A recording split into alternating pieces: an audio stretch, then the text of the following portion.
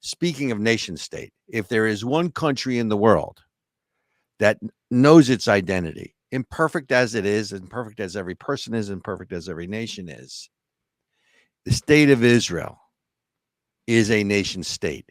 They know what it is to be a nation. They're proud of their country. They disagree on many things, right? But did you also see something to celebrate?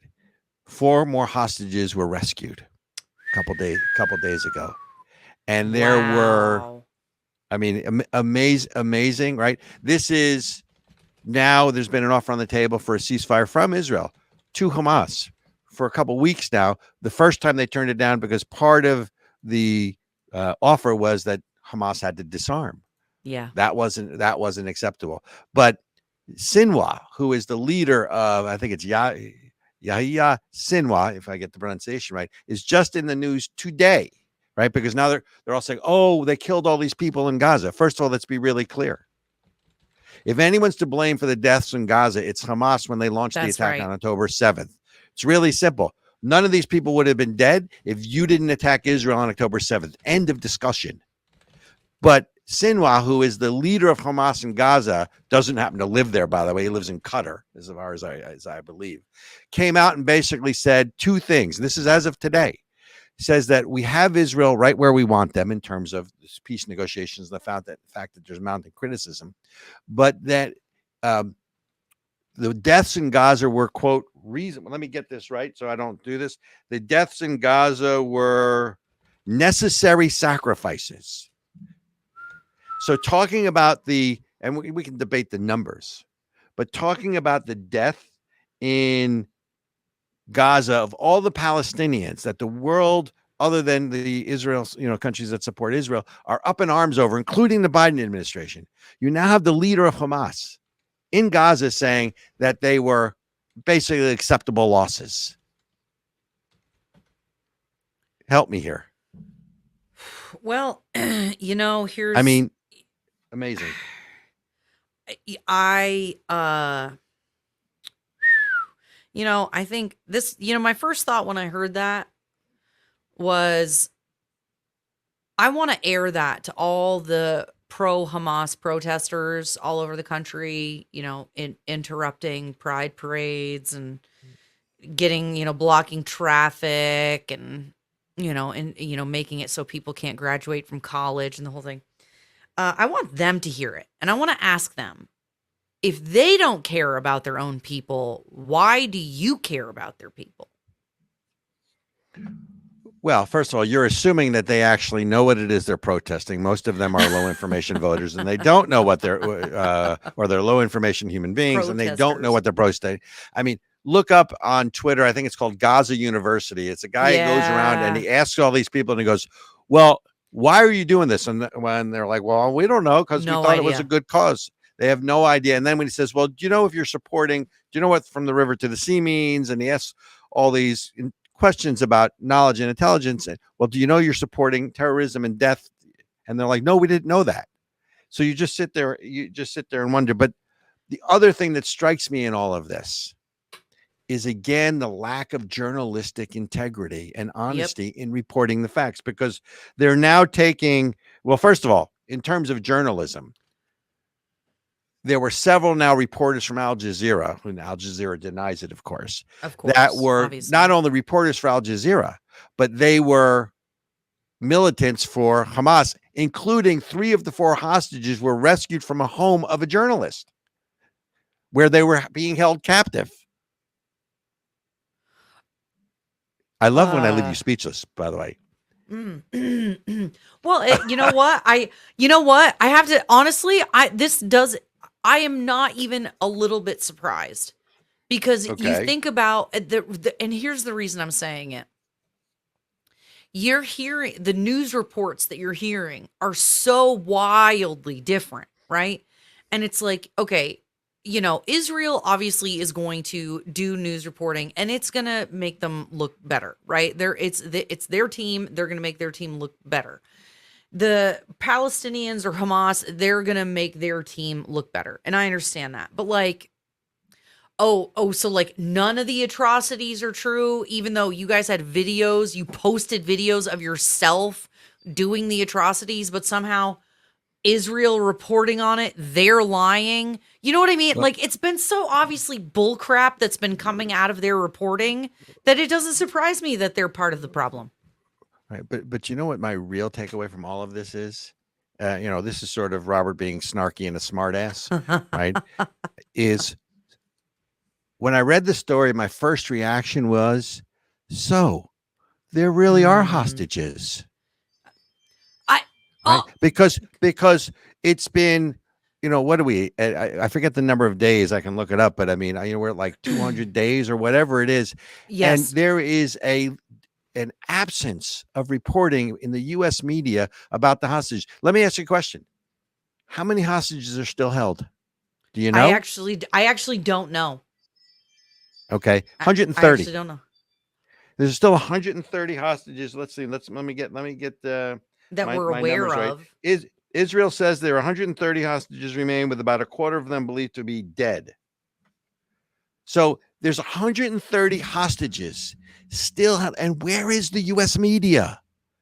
Like I said, my attitude is, oh, so there really are still hostages. And I'm Yeah. old enough to remember the Iran hostage crisis when President Carter was president, and how quickly they gave the hostages back when Reagan came in, based on the rhetoric and the clear statements from Reagan that said, hey, Yep. new sheriff in town when I get sworn in. But there is literally no coverage on the hostages. The hostages should be front and center on the Yeah. newspaper every single day of the New York Times. Here are the hostages. Oh, and by the way, how many Americans are still hostage? I was just going to ask how many Americans are still hostage? Supposedly 7, right? But one is too many. So there's so many mixed emotions here for me, because I mean, look, And wait, maybe hold on. Think about this, Robert. How many last year we covered the fact that they traded like some awful terrorist for to get Brittany Griner back from Russia. She actually went over there, committed a crime, and got locked up. And look at all the fanfare to get that broad back here. And yet well, Hamas look, can have I have one name for you: Bo Bergdahl. what's Right, that during name? the Obama years, right, Uh-huh. he was the soldier that transitioned from a man to a woman. Who, we gave up how many political prisoners to get him back? Yep. So, look again. Let's stay with sort of, I think, the two things that are relevant here is, Yeah. number one. So we really do have hostages. Yes. Why is the media not reporting it? Why aren't people calling out the media to do your job? There are 130 hostages, and people are worried about all the deaths in Gaza. And I agree with you that one death is too many. But the people, an organization that bears responsibility for the deaths in Gaza, is Hamas, because they launched the war on October 7th to Yep. begin with, That's right? right. And then you have Yep. the leader in I shouldn't laugh, but you have the leader in Gaza saying, well, these are acceptable sacrifices. Tell that to the families in Gaza. Yep. Tell that. Yep. And then you have the whole problem with the journalists who are leading double lives as a journalist as well as a terrorist, Ah. right? Maybe Ugh. that's a maybe that's a new profession. Journal terrorism. How would that be? Journalistic Terror. terroristic? Well, actually, it still works out. Terror journal. No, Terror. journo terrorism. It's Terror journo journal. terror. I think it's journo terrorism, but it's just, I just, and the lack of integrity by the press to call this out. And look, you can go to UNRWA, right? UN Relief Workers Association. They were held in their hospital too. That's after we documented in the press. Some honest brokers in the press documented that the power supply into the tunnels that they found, and I think this was in southern Gaza, I don't really remember, were in the UNRWA headquarters. Yeah. It's Ah. like Peter Sellers in the Pink Panther, right? Where, he comes in under a false name deployment and says, well, we're just a TV repairman. Don't mind these cables we're running down to the tunnels. Pay no mind. Lord Redic said Joy Reid is a journo terrorist. As much as I am not a Joy Reid fan, and I believe that she is incendiary and she is a she's a religious zealot, basically. She's a political zealot, in my opinion, because she is just so vitriolic and she is so hateful and spiteful. But I cannot put the word terrorism on her, because when I say journo terrorism, it is people who double as a journalist and also commit actual terrorist acts. So I can't quite go there, right? I'm close, but I can't quite go there. That's what she probably isn't holding hostages, probably. Right. But here, I don't know. Well, you know never what this know really about is. people. Wait a minute. You do realize that all the reporting is out of Israel. I mean, any reporting that reflects accurately on Israel is any reporting that reflects poorly on Israel is accurate, and any reporting that reflects poorly on Hamas is, wait for it, what is it? It is Russian disinformation.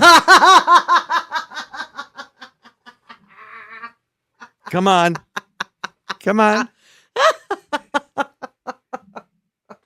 I mean, the Russians clearly have a disinformation campaign. Here's to make it's Russian disinformation. This come on, I had to throw that in there. Oh my God, I hate these people so much. Don't you think it's Russian disinformation? I mean, it's got to be. Everything is Russian disinformation, Robert. Everything. Well, it is, according to anybody that is. Let's see. How do we refer to left of center? Right. If the right is right, then left is wrong in any event. But and again, that I am naturally segueing into this whole Hunter Biden thing. Yeah, right? Let's get into it. Get into it. Well, I mean, is did the world stop? Because Hunter Biden is guilty, right? Oh. La guillotine. Oh. So okay, wait, I got a question. Okay, you go first, and then I have a question. Ladies first. Okay. Ladies first. Do you think Joe is going to pardon his son? Oh, absolutely. So here's what's going to happen. Again, Lord Benjamin can unearth the various episodes with which we have been saying this. They allowed the guilty verdict to go through, or they pursued it. They're going to use the guilty verdict against his son to force Joe Biden to step down from the ticket for re-election. As part of that, they'll provide political cover that he can pardon his son before he leaves office. And the other side of that is that they will threaten to destroy his family and his wealth that he built up clearly now from China and Ukraine, based on the laptop being real, which we'll talk about in a second. Yep. Right. And that's the lever they're going to use. So yes, I do believe that he will be pardoned, to answer your question. And interestingly enough, Robert, this is another topic we didn't used to be able to talk about on YouTube. It would get you a community guideline strike and possibly kicked off of the internet. And well, it turns out it's true. Turns out it's true. YouTube, it's true. In a court of law, he's proven guilty. Okay. Anyway. Well, by the way, go to CNN. There's an article on CNN that goes after the fact that the only reason Hunter Biden was brought up for trial is because they went after him for years and years and years until they found something that would stick.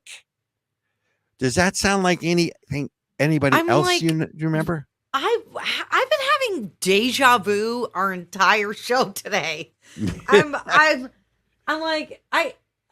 Is this like deja vu all over again? Wait, what's that movie? What's that movie that where the guy can't remember anything and he plays the day, or Memento? That's what I feel. We're living in Memento.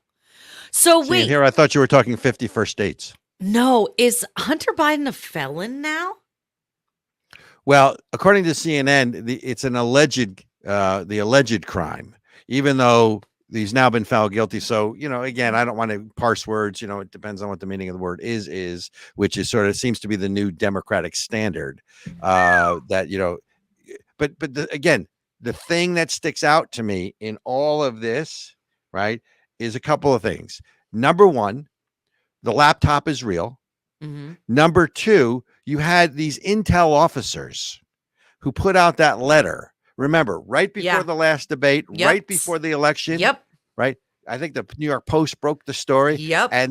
And they basically, because this is the intel community, they basically, they parsed every word and this has all the earmarkings of, and this has this of, and it looks like and it could be, and there's other corroborating evidence that would lead this to believe that this is accurate. They never came out and said it was accurate, but don't you know that the Biden campaign then ran with it?